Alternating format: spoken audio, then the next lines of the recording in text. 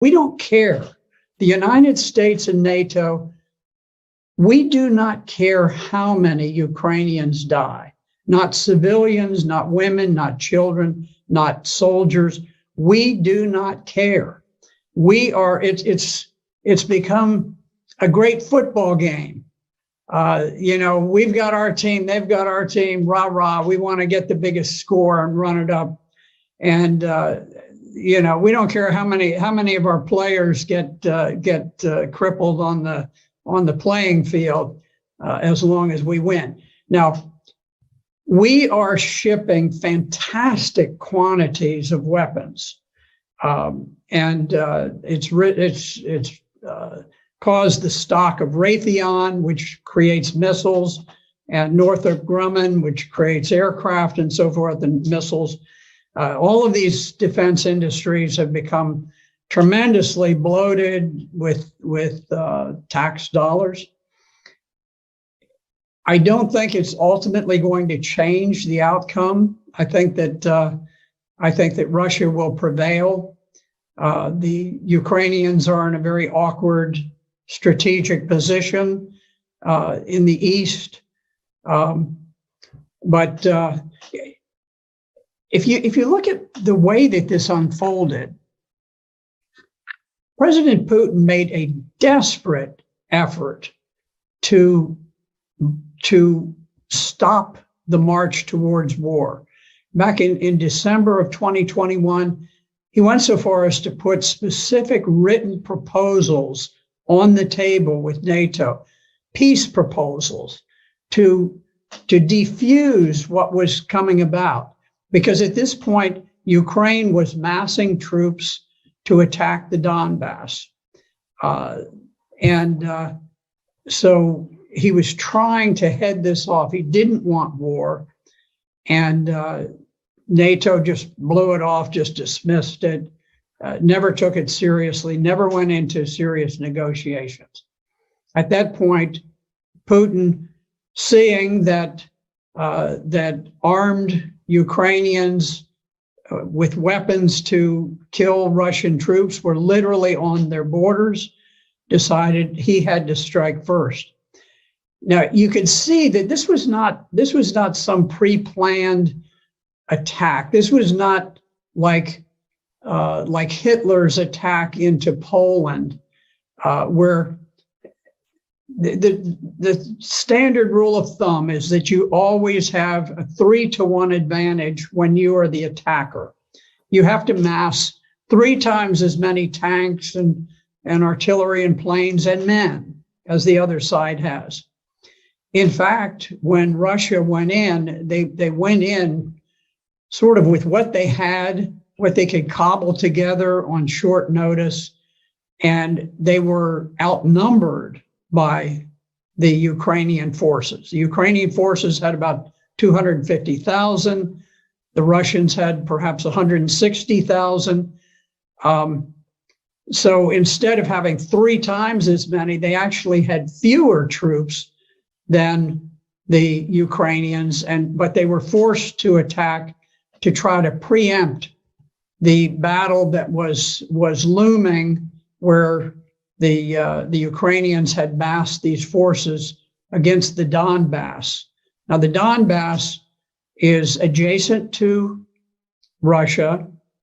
It is a portion of Ukraine that did not join with the revolutionary government that conducted the coup in 2014 and overthrew the government of Ukraine.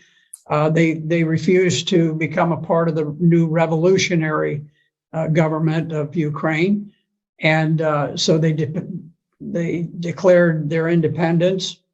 And Ukraine had massed this enormous army to attack against the Donbass. And so Russia was forced to go in to preempt that planned attack by Ukraine. And you could see that Russia very much hoped that they could conduct this special operation without unduly causing casualties for the Ukrainians, because they they think of the Ukrainians, or at least they did think of the Ukrainians as brother Slavs, that they wanted to have good relations.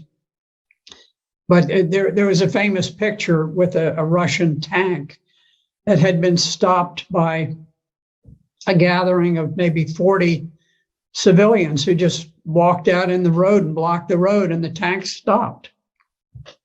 I can tell you, in Vietnam, if we had a bunch of people who stood in the way of an American tank going through, that tank would not have slowed down in the slightest. It wouldn't have honked a horn. It wouldn't have done anything. Wouldn't have fired a warning shot. It would have just gone on. And I think that's more typical. I'm not criticizing the Americans.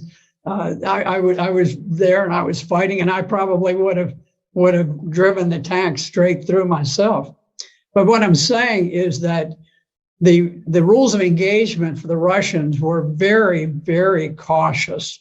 They didn't want to create a great deal of hatred and animosity. The Russians did not go in. They did not bomb the electrical system, the media systems, the water systems, all of these, the bridges and so forth. They tried to retain the infrastructure of Ukraine in good shape because they wanted it to get back. They just wanted this to be over with and get back to normal. It didn't work. The Ukrainians, the resistance was unexpectedly hard. The Ukrainian soldiers fought with great valor, great heroism, and so now the game has been upped and it's become much more serious.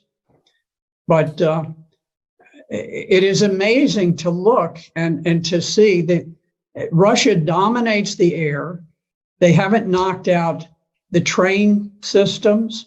They haven't knocked out power plants. They haven't knocked out so many things. They've never bombed the buildings in the center of Kyiv, the capital of Ukraine. They haven't bombed the buildings where the parliament meets. They've been incredibly reserved about these things, hoping against hope that peace could be achieved.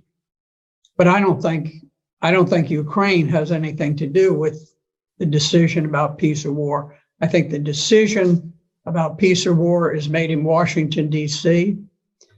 As long as we want the war to continue, we will fight that war using Ukrainians as proxies, and we will fight it to the last Ukrainian death.